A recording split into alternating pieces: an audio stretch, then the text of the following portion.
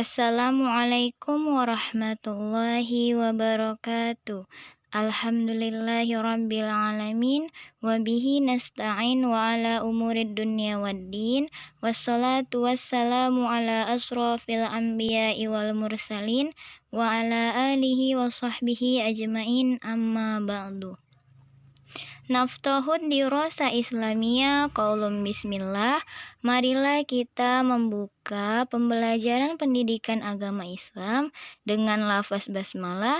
Bismillahirrahmanirrahim. Hari ini kita akan mempelajari tentang kedudukan niat dan ikhlas dalam beramal soleh. Niat secara bahasa artinya maksud, tekad, dan keinginan. Sedangkan secara istilah adalah tekad atau keinginan dalam hati seseorang untuk melakukan suatu perbuatan sambil melakukannya.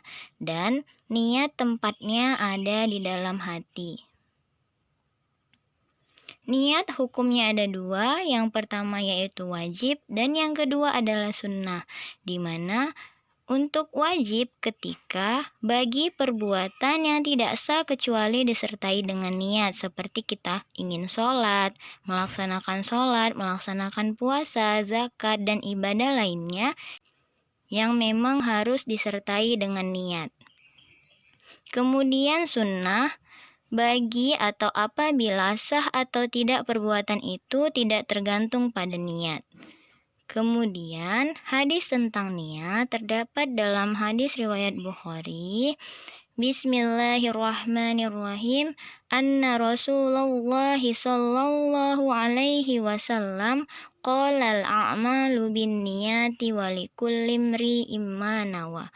Faman kanat hijratuhu ilallahi wa rasulihi fahijratuhu ilallahi wa rasulih.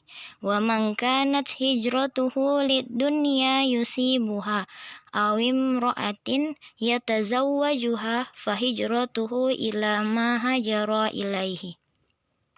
Yang arti dari isi hadisnya, semua perbuatan tergantung niatnya, dan balasan bagi tiap-tiap orang tergantung apa yang diniatkan.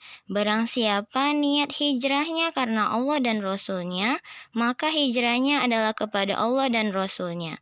Barang siapa niat hijrahnya karena dunia yang ingin digapainya, atau karena seseorang perempuan yang ingin dinikahinya, maka hijrahnya adalah kepada apa yang dia diniatkan. Kemudian keutamaan niat yang pertama, seorang mukmin mendapat pahala karena niatnya, walaupun karena ada alasan yang dibenarkan oleh agama atau uzur syar'i, dia tidak bisa mengerjakan perkara yang sudah diniatkannya. Kemudian, niat ini membedakan antara amal ibadah dengan kebiasaan. Misalnya, kita meninggalkan makan dan minum dengan niat puasa, maka kita akan mendapat pahala puasa. Berbeda dengan jikalau kita tidak makan dan minum untuk diet atau hal yang lainnya. Kemudian niat membedakan antara suatu ibadah dengan ibadah yang lain.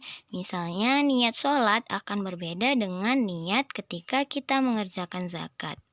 Kemudian manusia akan dibangkitkan pada hari kiamat sesuai niatnya sewaktu meninggal dunia. Ikhlas dalam beramal soleh. Yang pertama akan kita bahas, ikhlas artinya murni dan bersih dari campuran. Secara istilah, ikhlas artinya melakukan suatu perbuatan semata-mata mengharapkan ridho Allah Subhanahu wa Ta'ala dan disertai oleh keinginan pribadi. Kemudian, kedudukan ikhlas ini ada dua. Yang pertama, ikhlas merupakan syarat diterimanya amal yang sebelumnya harus didasari oleh niat. Kemudian, ikhlas merupakan hakikat ajaran tauhid.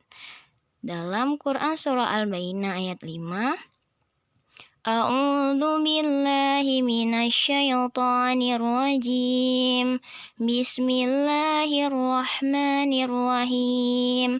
Wa ma umiru illa liya'budullaha mukhlishina lahuddin hunafa'a wa yuqimus sholata wa yu'tuz zakata wa dzalika dinul qayyimah. Padahal mereka tidak disuruh kecuali supaya menyembah Allah dengan memurnikan ketaatan kepadanya dalam menjalankan agama dengan lurus, dan supaya mereka mendirikan sholat dan menunaikan zakat. Dan yang demikian itulah agama yang lurus. Buah dari ketika kita bisa berlaku ikhlas yang pertama adalah mendapat pahala yang besar di sisi Allah Subhanahu wa taala, seperti dalilnya adalah Quran surah An-Nisa ayat 114. Tidak ada kebaikan pada kebanyakan bisikan-bisikan mereka, kecuali bisikan-bisikan dari orang yang menyuruh manusia memberi sedekah atau berbuat ma'ruf, atau mengadakan perdamaian di antara manusia.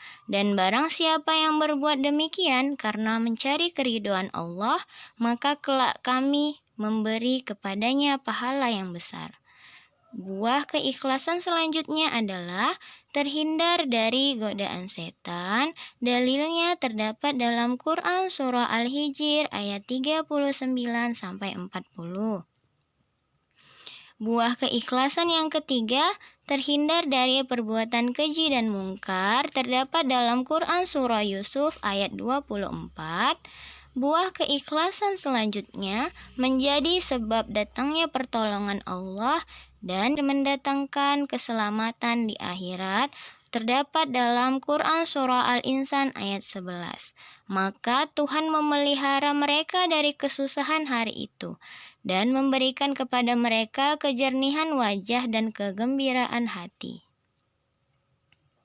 Buah keikhlasan selanjutnya mendapat syafaat dari Rasulullah SAW dan membuat semua urusan dimudahkan Allah Subhanahu wa taala. Dalam materi ini kita juga akan mempelajari riya. Riya berasal dari kata ru'ya, artinya penglihatan. Secara istilah, riya adalah menampakkan suatu amal soleh bukan untuk mendapatkan ridho Allah, tetapi agar dipuji oleh manusia.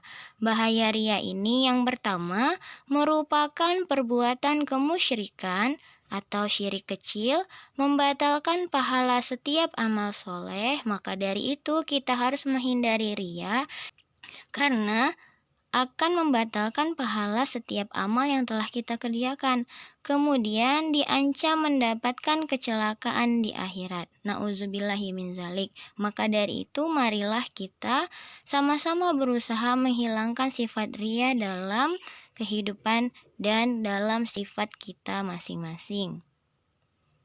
Nah, tugas kalian adalah yang pertama, tuliskan kembali kuesioner yang ada di buku halaman 190 untuk mengetahui seberapa sudah kita kerjakan untuk niat dan ikhlas ini dalam kehidupan kita, yang terdiri atas 5 kegiatan. Coba dibuka bukunya halaman 190 ya kakak dan abang, kemudian diisi. Lalu tugas yang kedua, tuliskan pendapatmu mengapa kita harus ikhlas dalam melakukan amal soleh. Sekian materi pada kali ini. Silahkan kerjakan tugasnya. Jikalau kalian ada pertanyaan, silahkan simpan dulu pertanyaannya dan nantinya kalian tanyakan kepada ustazah. Sekian dari ustazah, lebih dan kurangnya ustazah mohon maaf. Wabillahi taufik wal hidayah. Assalamualaikum warahmatullahi wabarakatuh.